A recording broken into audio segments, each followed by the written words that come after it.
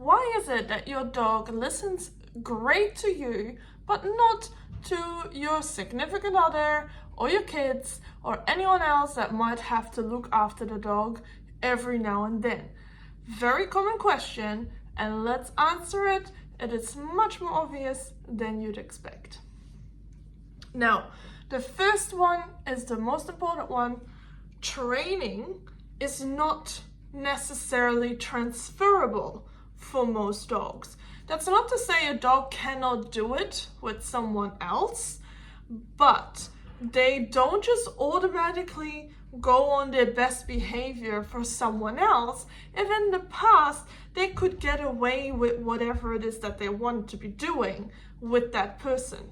So, for example, if you have been putting lots of work in with your dog on to stop pulling on leash, your dog will be walking really nicely with you from now on. But that doesn't mean your dog is then not going to pull with anyone else, especially if that anyone else is not reinforcing any of the rules that you are enforcing with your dog, right? Your dog is going to think, this sucker, I can get away with whatever I want to do, so I am going to do whatever I want to do. It also kind of ties in with, does your dog take the other person seriously? What do I mean with that? Now, look at it this way. Let's say you're playing basketball and you're just, your average person playing basketball. You're not a pro or anything. And this random person that you have barely got any relationship with, that you don't think is particularly good at basketball himself, is standing along the side giving you tips and telling you what to do. You're most likely not going to listen to that person, and you will probably be annoyed, right? Because what does he know? Now, let's say, for example, there is Michael Jordan giving you advice. Well, guess what? You'll be listening because that person, he knows what he's talking about, right? Or if sport is really not relatable to you, we could also look at parenting, right? No one likes their child being told off by a person that you don't know. You don't have a relationship with that person doesn't know you, they don't know your kid. You just need to not talk to my child, right? But the teacher or maybe a grandparent is allowed to say something because there is a relationship there. Now, with your dog, much of that goes the same.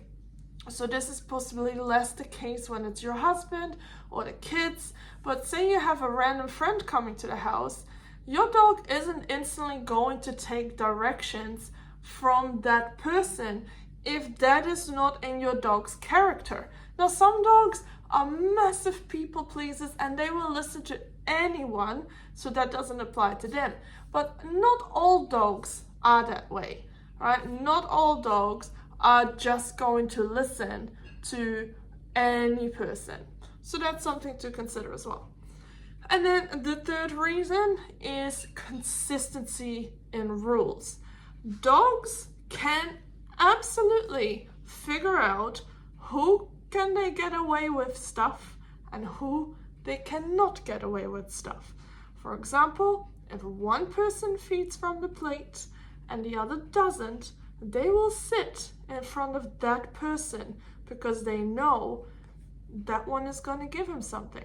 And they know to not do it with this one because it never happens. Dogs can differentiate like that. So that brings us back to the walking example. If you let your dog pull on lead and your partner isn't, they will keep pulling on lead with you because you're allowing that behavior. This also brings me to the foster dog situation, or when you adopt a rescue or even a puppy or older dog from a breeder. When they say, oh, this dog has recall, that is not untrue, but that doesn't mean that recall just transfers straight onto you. What it does mean, if the recall is truly good, that the training journey is going to be a lot shorter. Yeah, you're not having to do it for as long as if it was a blank slate. So yes, he has some foundation, but a dog is not a computer where you can just press the buttons and it does it. Yeah, like if your dog has zero relationship with you, nothing, because he's new, he doesn't know you, or you just never walked the dog, why would he come back to you as a stranger?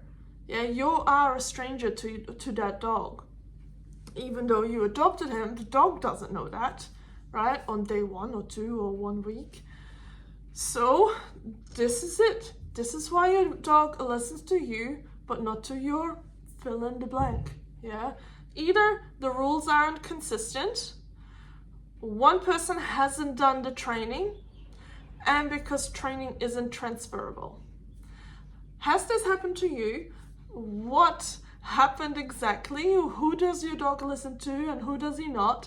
Let me know in the comments. I'd love to hear if this is an issue for you and your dog or not. All right, see you next time. Bye.